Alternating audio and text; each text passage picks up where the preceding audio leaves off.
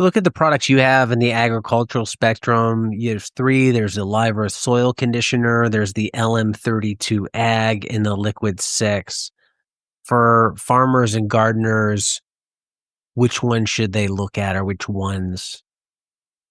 So the soil conditioner is obviously the raw material that is designed for building soil organic matter. That's the reason you use it. The liquid humic acid is primarily to be used with your water for like newly established plants, um, trying to loosen up the soil, soil conditioning properties like for compaction. That's generally how they're using that one. And the fulvic acid, or LM32, is generally used for foliar application. Now, I've got nut growers in Central Valley, California that inject fulvic acid right down their lines for one reason and one reason only.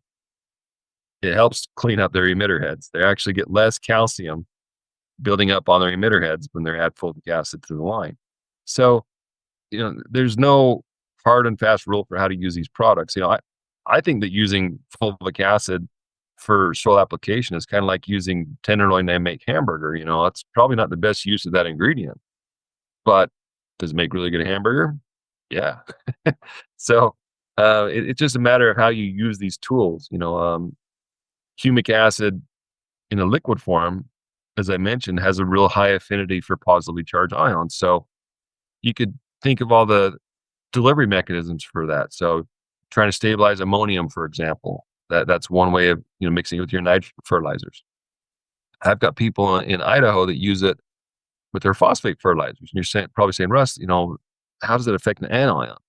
Well, what happens is the free calcium in these calcareous soils will attach to the phosphorus and reduce phosphorus availability. So if you put humic acid out with that fertilizer, that calcium will attach to the humic just as readily as it will the phosphate, and you get more net available phosphorus. So you kind of there's no one specific application, but you've just got to look at this as a tool. And how could I use this tool? We're creating space in the soil. What does it do? Does it store nutrients? Does it help salt go away?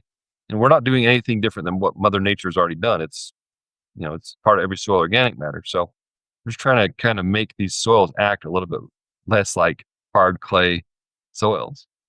So for, let's say, a basic gardener that just wants to get started, the Live Earth Soil Conditioner, Yeah, yeah. apply So that.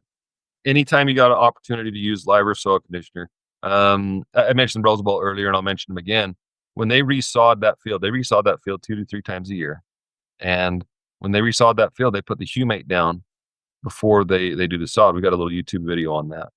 But yeah, that's one way of doing it, is to get the sod out. So if I was doing a yard and I said, hey, what can I do to really improve this soil? First thing I do is draw some humate and rake it in. Some people get real overboard about I got to till it in, do all these things. Our local high school, they did their ball field, and this will kind of be an eye-popping number, but they put 12 tons of humate down per acre on that ball field. And that's a legacy application. They're never, ever going to be able to, dig up the football field and put it in again. It was a small county, ball field. But that soil organic matter will retain nutrients and improve water retention for decades. So that product will pay for itself in water conservation alone. Not to mention the other things like transplant loss. A lot of my landscape guys use humate in their holes. They dig their holes, take a little handful of humate in every hole, mix it in the backfill, plant the plants, and then put that in there. We did a water-wise planting in Salt Lake City with the city of Taylorsville, actually, and we didn't lose a single plant. No, I think we lost one out of like thousands of plants that went into this planting. So transplant loss, there's all kinds of benefits for using these organic acids and improving the soil around these plants. So that's how you use granular. You try to get more soil incorporation. After an aerification in the spring, before that freeze thaw action in the winter. A lot of people discount that, but in the winter, that soil is freezing and thawing and freezing and thawing. It actually creates a little bit of soil movement. You can actually put some soil amendments on there and kind of get them to work in a little bit. So those are good times to use the granulars. The liquids, you really got to think why. I'm trying to break up the compacted soil. I'm trying to help with loosen the soil up, retain nutrients, and try to get this plant's roots established. That's usually when they're using liquids. So let's say somebody has a compacted soil and they want Mhm. to start applying a liquid humate to it. What what's the rate you think they need to apply, and how over what period of time until they start seeing some results? So when I was a professional applicator, I would do 6 to 8 ounces per 1,000 square feet 3 times a year. And you could divide that out, say, I want to go every 2 weeks, go 2 ounces every 2 weeks, whatever, your delivery time. But that's one of them. One way of doing it is just about 6 ounces 3 times a year, 6 to 8 ounces. That's kind of a high line number. I wouldn't go any more than that. I call it my shots of whiskey theory or my scoops of ice cream theory, one of those two. But one's good, two's twice as good, three. Somewhere along the line, too much of a good thing is no longer a good thing. So